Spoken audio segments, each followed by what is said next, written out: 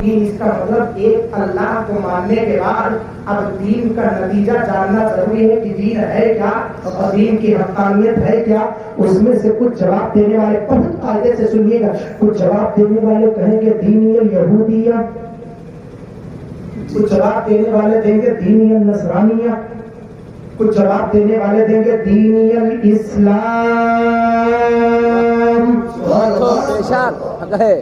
ہے کہ نہیں ہے؟ جی.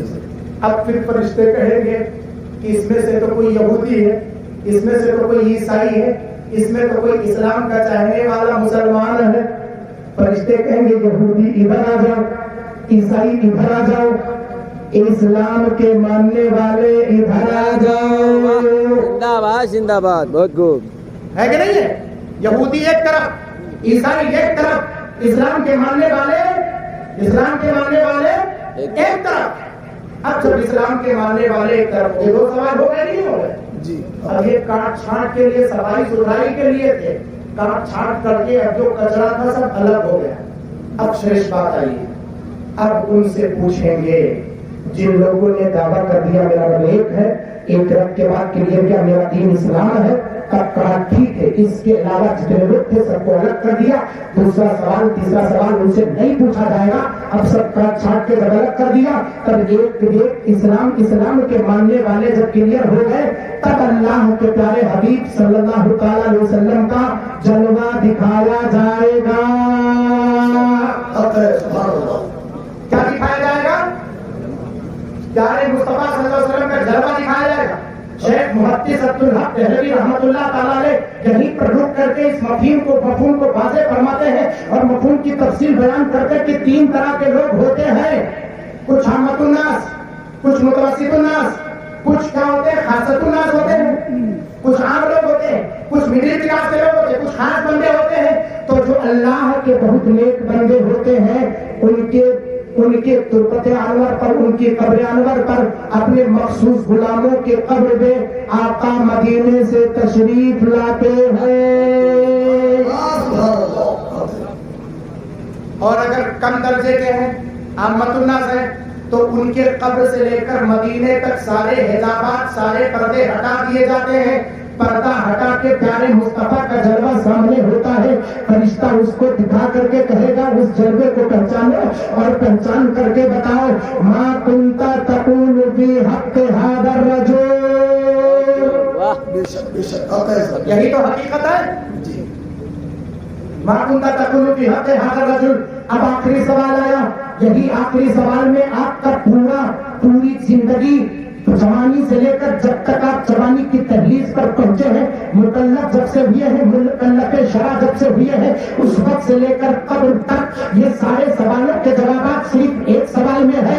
فرشتہ پوچھے گا. یہیں پر رک کر کے میں ایک بات اور بتاؤں. صحابہ کرام ہے، مسجد نبوی ہے، آقا تشریف فرما ہے، قبر کے احوال کا تذکرہ ہو رہا ہے. اسی قبر کے احوال کے تذکرے میں تب تک حضرت عائشہ صدیقہ رضی اللہ تعالیٰ عنہا کی بڑی بہن حضرت اسماء بنت ابی بکر، حضرت ابو بکر کی بڑی بیٹی چل کر کے آئی. پردے کے آن سے پوچھتی یا رسول اللہ اريد ان اسالك سوالا یا حبیب اللہ. ایک سوال میں آپ سے پوچھنا چاہتی ہوں. صحابہ احوال قبر کا تذکرہ ہو رہا تھا، قبر کے بابت سوالات پوچھے جا رہے تھے. تب حضرت عائشہ صدیقہ کی بڑی بہن حضرت اسماء بنت ابی بکر نے پوچھا یا رسول اللہ کیا میں آپ سے ایک سوال پوچھ سکتی ہوں؟ تو میرے آقا نے فرمایا بس علی پوچھ آئے اسماء پوچھ. جانتے ہو یہ اسماء کون ہے جن کی روایت میں آپ سے ذکر کر رہا ہوں؟ بخاری شریف کی روایت ہے. علامہ بخاری رحمۃ اللہ تعالی محمد بن اسماعیل بن ابراہیم بن بردزبہ البخاری الجعفی رحمہ اللہ اپنی صحیح کتاب بخاری شریف میں روایت نقل فرماتے ہیں. حضرت ابو بکر صدیق کی بڑی صحابی حضرت اسماء وہ ہے کہ پیارے آقا اور حضرت ابو بکر جب غار ثور میں تھے، کوئی کھانا پہنچانے والا نہیں تھا، تو یہی حضرت اسماء بکری چرانے کے بہانے اپنے والد اور پیارے مصطفیٰ کو کھانا پہنچاتی تھی. زندہ باد. بہت خوب. یہ حضرت اسماء ہے. ان کو سمجھنے کی کوشش کریں آپ. یہ حضرت اسماء ہے. پوچھیے رسول اللہ پردے کے پیچھے سے ایک سوال پوچھ سکتی ہوں؟ میرے آقا نے فرمایا پوچھو. بخاری شریف کی حدیث ہے. پوچھو کیا پوچھنا چاہتی ہو؟ فقالت فرماتی ہے بأي شيء نسأل في القبر يا رسول الله صلی اللہ علیہ وسلم. اے اللہ کے پیارے حبیب یہ صحابہ آپ سے قبر کے بارے میں پوچھ رہے ہیں، میرے ذہن و دماغ میں ایک سوال ہے، اس کو کلیئر کر دیجئے، اس کو واضح کر دیجئے، اس کو بالکل صاف شفاف کر دیجئے۔ میرے آقا نے پوچھا، اسما پوچھنا کیا چاہتی ہو؟ پوچھا یا رسول اللہ قبر میں ہم کس کے بارے میں پوچھے جائیں گے؟ ہم سے قبر میں پوچھا کیا جائے گا؟ بات سمجھ رہے ہیں؟ ہم سے قبر میں پوچھا کیا جائے گا؟ اب اس ذہنیت کو ذرا دیکھو، اس نظریے کو دیکھو تو آپ کو بڑی بات سمجھ میں آئے گی۔ معین الدین نظری آپ کے دل و دماغ تک پہنچنا چاہتا ہے اور اپنی بات فیضان حضور شیخ الاولیاء کی روشنی میں رکھ کر کے آپ کے دل کو منور کرنا چاہتا ہے۔ میں آپ کو بتانا چاہتا ہوں ایمانی پاور ہے کیا، میں آپ کو بتانا چاہتا ہوں ایمانی طاقت ہے کیا، میں آپ کو بتانا چاہتا ہوں کہ ایمان کی قوت ہے کیا، وہ حقیقت وہی ہے۔ حضرت اسما کے سوال کے جواب پر میرے آقا نے فرمایا یا اسما لا تخافین، اے اسما ڈرنے کی ضرورت نہیں ہے، فقیہ تسلیم، اگر قبر میں کسی اور کے بارے میں نہیں، قبر میں میرے بارے میں پوچھا جائے گا۔ مجھے جان لے، مجھے پہچان لے، میرا پہچاننا تجھے قبر میں کام آئے گا۔ بریلی کے مجدد طرف پہ نہیں تو ارشاد فرماتے ہیں یا رسول اللہ انہیں جانا، انہیں مانا، میں رکھا خیر سے نام، للہ الحمد میں دنیا سے مسلمان۔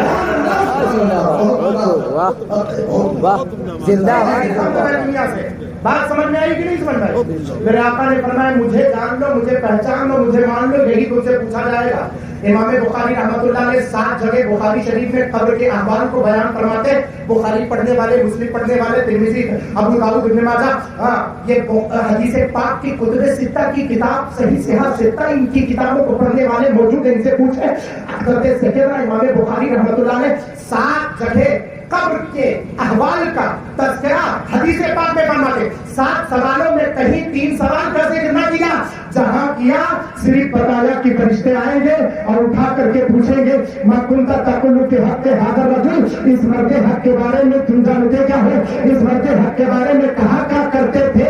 ایک چیز اور کلیئر کر دوں، ایک چیز اور کلیئر کر دوں، کچھ لوگوں کا نظریہ ہے کہ اس وقت جب آقا کا جلوہ دکھایا جائے گا تب اس وقت پوچھا جائے گا کہ اب پہچان کر کے بتاؤ۔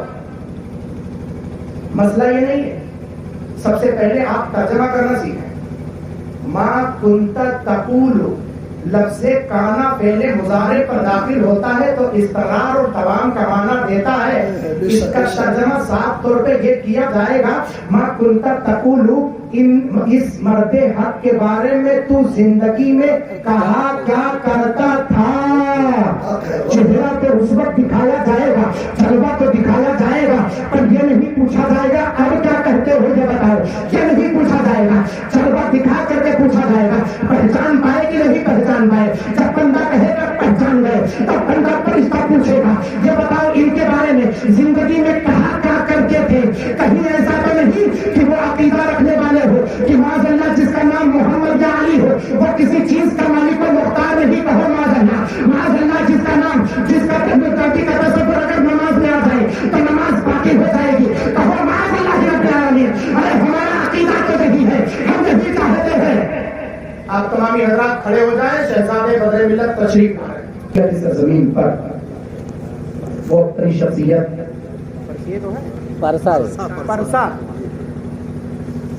پہلی مرتبہ آیا ہوں تو ادھر ادھر ہو سکتا ہے، اس پر آپ دھیان مت دیجیے گا کہ پرسیا بولیں کہ پرسا بولیں، بس آپ یہ سمجھیے کہ ہمارے گاؤں کا نام پرسا ہی ہے کہ نہیں۔ تو آپ کے دیار محبت میں وہ بڑی شخصیت جسے علماء اپنے قلبوں پر بٹھاتے، شہزادے بدر ملت، بخاری درسگاہ، عمدۃ العلماء، نازش فکر و فن، عمدۃ الفقہاء، فضیلت علام حضرت علامہ مفتی رابع نورانی صاحب قبلہ زادہ اللہ شرف و کرم وادام اللہ ذلہ علینا، استاد و مفتی دارالعلوم اہل سنت فیض الرسول براؤ شریف و قاضی شرح ضلع سدھارتھ نگر تشریف فرما ہے۔ ساتھ ہی ساتھ خطیب اہل سنت ناشر فکر و فن بخاری درسگاہ فضیلت العلام حضرت علامہ غلام حسین صاحب قبلہ پرنسپل دارالعلوم مظفرالعلوم سرسیہ تشریف فرما دیں.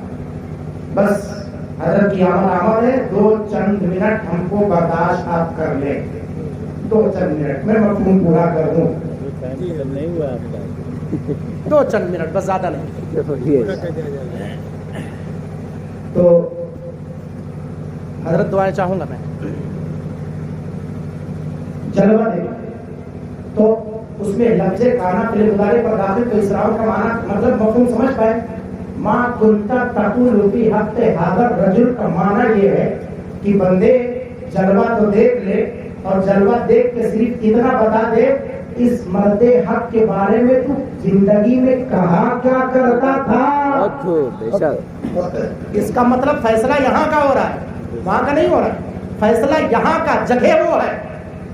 مٹی کے اوپر کا فیصلہ مٹی کے نیچے ہو رہا ہے, زمین کے اوپر کا فیصلہ زمین کے نیچے ہو رہا ہے. مطلب یہ ہے مکلف ہونے کے بعد, بلوغت کی تحریر پر قدم رکھنے کے بعد, اب اس کے بعد تم نے کیا کیا ہے, کس کو مانا ہے, کس کو جانا ہے, کس کو پہچانا ہے, یہی پوچھا جائے گا. کس طریقے سے تم نے کام کیا, کیا تم اس فہرست میں شامل ہو. یہی تو ہم جب اسٹیج پر بیٹھتے ہیں تو کہتے ہیں کہ طارق مصطفیٰ کی محبت کو اپنے دل میں بساؤ.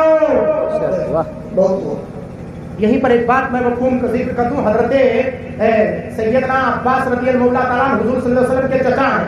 محبت کی بات آ گئی تو اس نئے کو سماعت کر لو, آپ کے ایمان اور عقیدے کی اصلاح ہو جائے.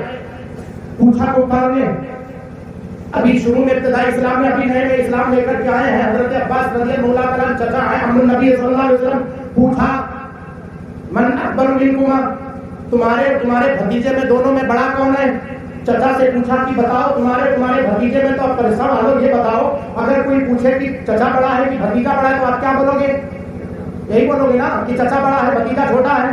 وہ یہی جاننا چاہتے ہیں, یہی نقص کرنا چاہتے ہیں کہ یہی کمی معاذ اللہ رب العالمین جو اپنا بڑا بھائی کہتے ہیں اور جو تنقید کرتے ہیں, انگلی اٹھاتے کہتے معاذ اللہ جس کا نام محمد یا علی اور کسی چیز کا مالک اور مختار نہیں. معاذ اللہ رب العالمین نبی کا تصور نماز میں آ جائے تو نماز باطل ہو جائے. ارے ناکام تیری نماز ہوگی, باطل ہو جائے گی. ہمارا عقیدہ تو یہ ہے کہ جس سجدے میں نبی کا تصور آ جائے اسی سجدے کی معراج ہو جائے. اور سجدے کی بات کرتے ہوئے میاں پرسا والو محی الدین اظہری سے چلا لے لو. اعلیٰ حضرت سرکار کے بھائی ترقی ارشاد فرماتے ہیں یا رسول اللہ غربت اجل سر تیری جب تک کے دھرا ہو کتنی ہو قضا ایک ہی سجدے میں آگاہ ہو. کر وقت اجل سر تیری چوکھٹ پہ, یا رسول اللہ آپ کے چوکھٹ پہ سر ہو وقت اجل. عشق و محبت کا ایک سجدہ ہو جائے پوری دنیا کی عبادت بنا ہو. اور یہ کہتے ہیں نبی کا تصور آ جائے تو نماز باطل. لکم دینکم ولی دین, تمہارا دین تمہارے لیے, ہمارا دین ہمارے لیے. اسی لیے ہوشیار کرتے ہیں کہ ایسے لوگوں سے دور رہا کرو, یہ تمہارے ایمان کو بھی بیچ کھا لیں گے. ٹوپی کرتا پیجامہ صرف سلامت نہ رہے, قلب میں ایمان رکھنا ضروری ہے. اگر ایمان نہ ہو سجدے ہزار کیے جاؤ, تمہارے منہ پہ تمہارے سجدے مار دیے جائیں گے. مگر کچھ لوگ کہتے ہیں کچھ نہ کرو, سنی ہو بس جنت چلا جائیو. لفظ سنی سے سرٹیفکیٹ لینے والوں حضرت سیدنا امام شافعی رحمۃ اللہ علیہ کا ایسے موقع پر مجھے جملہ یاد آتا ہے. کبھی یہ مت سوچنا یہ مسجدوں کو آباد کیے بغیر تم سوچو گے اللہ تمہیں رائے ہدایت عطا کرے. ارے کیسے کمانے والے ہو, ملک مسلم اپنے پہلوں میں توڑنے والے, مسجد پہنچ کر کے اس کو آباد کرنے کی تمہیں توفیق نہیں ہوتی ہے. تم کہتے ہو کہ اللہ تعالیٰ نے اتنا نوازا ہے ہم مسجد کیوں جائیں. نہیں, تم نہیں جا رہے ہو بلکہ پروردگار نے تمہارے جبین نیاز سے سجدوں کی توفیق چھین رکھی ہے. تم جاتے نہیں ہو, وہ آنے نہیں دیتا ہے. وہ جب چاہے گا تم اس کے دربار میں اس کے گھر میں جاؤ گے. اللہ تعالیٰ توفیق چھین لیتا ہے. لہذا اپنے مال و دولت میں اتنا مگن نہ رہو. یہ مت سوچو سب کا سوال ہوگا, یہ پانچوں وقت کا سوال ہوگا. فجر میں اپنے بستر پر گزارنے والوں, ظہر کو بازاروں میں گزارنے والوں, عصر پر ہوٹلوں میں گزارنے والوں, مغرب کو راستوں میں گزارنے والوں, عشاء کو اپنے بستر پر گزارنے والوں, ذرا سوچو کہیں نمازیں ہیں پروردگار کے بارگاہ میں, کہیں تم زمین نیاز کو منور کر کے جاؤ گے تو پروردگار اپنے محبوب کے صدقے پروانے بخشش عطا فرمائے گا. لیکن فرق ہے تمہاری نماز میں اور غیر کی نماز میں. وہ صرف سجدہ کر کے گھنٹا بناؤ نشانی. لوگ نمازی کہیں ہم کہلوانے کے خاطر نہیں پڑھتے ہیں بلکہ پروردگار کی قربت کے خاطر پڑھتے ہیں. یہ نظریہ ہونا چاہیے, دکھانے کے لیے نہیں, ریا کے خاطر نہیں. اب ذرا ذہن و فکر کو حاضر کرو. حضرت عباس رضی اللہ عنہ سے پوچھا گیا تم بڑے ہو یا تمہارا بھتیجا بڑا ہے؟ تو جواب محدثین کرام بیان فرماتے کہ حضرت عباس رضی اللہ عنہ آگے یہ بیان فرماتے کہ میں بڑا ہوں, میرا بھتیجا علم و فضل میں مجھ سے بڑھ گیا ہے, عمر میں چھوٹا ہے, کوئی حرج کی بات نہ تھی. لیکن یہ لفظ چھوٹا استعمال کروانا چاہتے تھے. حضرت عباس رضی اللہ عنہ کے دل میں آقا کی محبت بس گئی تھی اور اس محبت کا تقاضا یہی تھا کہ جو نبی ہو وہ کبھی بھی کسی سے کم نہیں. امت میں سب سے ممتاز شخصیت کا نام نبی ہے, امت میں سب سے اعلیٰ شخصیت کا نام نبی ہے. تبھی تو اعلیٰ حضرت فرماتے ہیں سب سے اعلیٰ والا ہمارا نبی, سب سے اعلیٰ والا ہمارا نبی. ارے یہ فرماتے ہوئے یہ نہیں لگے رہے ہیں. حضرت عباس نے کہا تھا وہ اکبر منی انا ولدت قبلہ, برسا والو میرے چولہے کو سنبھالو. حضرت عباس نے فرمایا بڑے تو میرے سرکار ہے, میں پیدا پہلے ہو گیا تھا. زندہ باد زندہ باد, بہت خوب, واہ. پیدا پہلے ہو گیا تھا, بڑے تو میرے سرکار ہے. یہ بھی جواب دینے کا طریقہ. ایک جواب یہ بھی تھا کہ بڑا میں ہوں, چھوٹا میرا بھتیجا ہے. محدثین کرام بیان فرماتے کہ نہیں, اگر میرے آقا, اگر حضرت عباس بیان فرماتے آقا کریم صلی اللہ علیہ وسلم کے سلسلے میں کہ میں بڑا ہوں, میرا بھتیجا علم و فضل میں مجھ سے بڑھ گیا, کوئی حرج کی بات نہ تھی. لیکن حضرت عباس رضی اللہ عنہ کے شفاء کی تحلیل دیکھو فرماتے وہ اکبر منی انا ولدت قبلہ, بڑے تو میرے سرکار ہے, میں پیدا پہلے ہو گیا تھا. یہ کیفیت ہے, اسی کیفیت کو اعلیٰ حضرت سرکار فرماتے ہیں کہ جب تمہارے دل میں ایمان ہوگا تو ایمان کی کیفیت یہ ہوگی کہ تمہارے قبر کو برابر کر دیا جائے گا. اس دنیا کے بعد 4 دن کی زندگانی ہے, انہیں دراز مانگ کے لائے تھے 4 دن, تو عرض میں کر گئے تو انتظار میں. سیدی کفایت اللہ قاضی رحمۃ اللہ علیہ کے اس شعر کو ذہن میں رکھو, اور ذہن میں رکھنے کے بعد نظریہ لے لو. کوئی گل باقی رہے گا میرا چمن رہ جائے گا, پر رسول اللہ کا دین حسن رہ جائے گا. اپنے شوق خواب کی پوشاک پر رہا ہوں, اس طرح بے جان پر باقی. زندہ باد زندہ باد, بہت خوب, واہ. غرور مت کرو, کبر مت کرو, پیارے مصطفیٰ صلی اللہ علیہ وسلم کے جلوے کو پہچانو اور عشق کر لو. جب اس عشق کے چراغ کو لے کر کے چلو گے تو یہی تو میرے اعلیٰ حضرت سرکار فرماتے لہد میں عشق رخے شہزادہ لے کے چلے, اندھیری رات سنی تھی چراغ. زندہ باد زندہ باد, بہت خوب, اندھیری رات سنی تھی چراغ لے کے چلے. یہ وہ چراغ ہے جس چراغ کو لے جاؤ گے, ورنہ کروڑ پتی ہو. یہ زاہد علی, عابد علی, وارث علی, کتنا نام ہے, میں نام نہیں گنا پاؤں گا معذرت کے ساتھ. یہ جتنے بیٹے ہیں ان سے کہا جائے بہت کمایا آپ نے, بہت تیار کیا, اپنے گھر کو مسجد مقفع کیا. آپ کے والد اور والدہ آپ کے سامنے سے خدمت کرتے رہے, ان کی خدمت میں 24 گھنٹہ لگے رہے. لائٹنگ سسٹم کیا, جنریٹر سسٹم, اور سارا کچھ کیا کیا, اور اے سی سسٹم کیا, کولر, سب کچھ لگایا, ساری چیزیں, کوئی ایشو ضرورت میں کمی ہونے نہ دے. لیکن اتنا کمانے کے بعد اپنے ماں باپ کو سجے قبر میں کا ایک بلب جلا سکتے ہو, تو تمہارے پاس اتنی طاقت اور قوت ہے تو بیٹا کر کر کہے گا کہ حضرت زمین کے اوپر جب تک تھے ہمارے پاس میں تھے, ہم چاہتے کھانا پینا سب کچھ انتظام کر دے, لیکن زمین کے نیچے نہیں. وہاں پر تو اللہ تبارک و تعالیٰ کی قدرت کاملہ ہے, انسان کے بس کی بات نہیں. وہ لگانا بھی چاہے تو نہیں کر سکتا ہے, کیونکہ وہ سسٹم دنیا کے سسٹم کی طرح نہیں ہے. تب بتاؤ کون سا چراغ لے کر کے جاؤ گے کہ اپنے قبر کو روشن کرو گے. زمین اندھیری ہوگی, کمرے میں 1 منٹ کے لیے اندھیرا ہو جائے تو دل کل وقت پڑ جاتا ہے, دروازہ بند ہو جائے تو تمہاری سانسیں اٹکنے لگتی ہیں. اس کو زمین میں نہ تو کوئی سوراخ نہ تو کوئی کھڑکی ہوگی, کچھ نہیں ہوگا. ارے پیروں کے چکر میں مت پڑو, جب تک پہچانا والوں کے چکر میں پڑ کر اپنے ایمان کو کمزور نہ کرو, بلکہ پیارے مصطفیٰ کے اس کو وفا کا دامن تھام لو اور تھام کر کے کہہ دو یا رسول اللہ, انہیں جانا انہیں مانا, میرا تھا خیر سے کام, باللہ الحمد میں دنیا سے مسلمان. زندہ باد زندہ باد. یہ کیفیت پیدا ہوگی تو قبر میں تمہارے روشنی ہوگی, تب کہو گے لہد میں عشق رخ شہزادہ. اور صرف روشنی اتنی نہیں, غلام جب قبر میں جائے گا, آقا تشریف لے کر کے آئیں گے تو میرے اعلیٰ حضرت سرکار نے نظریہ دے دیا ہے, قبر میں لہرائیں گے حشر چشمے نور کے, جلوہ فرما ہوگی جب طلعت رسول اللہ. اس نظریے کو اپنے ذہن میں رکھو, یہ اور مرتبہ اور بڑھ جائے आशिक रसूल हो जाओ और इश्क तुम्हारे दिल में कूट कूट करके भर जाए, और हजरत सैयदना अवैसे करनी के इश्क व मोहब्बत का अगर जर्रा बराबर आग के दिल में उसकी रंगत, उसकी झलकियां आ जाए, तो हकीकत के दहलीज पर खड़े होकर के ये भी कहना पड़ेगा कि फरिश्ते भी करते हैं ताज़ीम मेरी, फिदा होके तुझ पे ये इज्जत मिली। बहुत खूब, सुभान अल्लाह, सुभान अल्लाह। फरिश्ते भी करते हैं ताज़ीम मेरी, क्यों? फिदा होके तुझ पे ये इज्जत मिली है। जो कुछ है वो इश्क मुस्तफा है, जो कुछ है वो मोहब्बत मुस्तफा है। पूरी दुनिया से हम समझौता कर सकते हैं, पर इज्जत अदब इश्क मुस्तफा से समझौता नहीं कर सकते। तभी तो शायर हिंदी ने कहा, जो जान मांगो तो जान देंगे, जो माल मांगो तो माल देंगे, मगर ये हमसे न हो सकेगा, नबी का ना हो। इस कैफियत को सलामत रखो मौला, इसे समझने की तौफीक अता फरमाए। अल्लामा साहब किबला तशरीफ फरमा है, अब हजरत से मुलाकात करें, हजरत से मुलाकात करें। खादिम बस माजरत चाहता है, इंशाअल्लाह मौला ताला की बारगाह में दुआ है कि मौला ताला इस मफहूम को हमें समझने की तौफीक